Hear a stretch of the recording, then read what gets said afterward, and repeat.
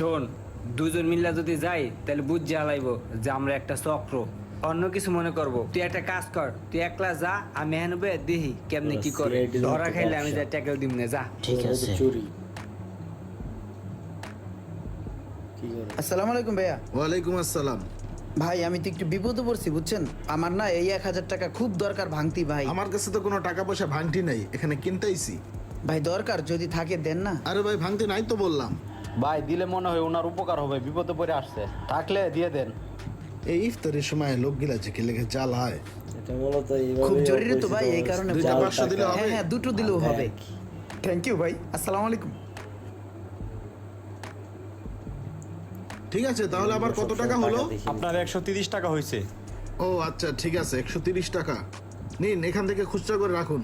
টাকাটা ঠিক এত সুবিধা মনে হইতেছে না। ভাই এটা তো মনে হয় জাল টাকা, এটা চলবে না, এটা চেঞ্জ করে দিন।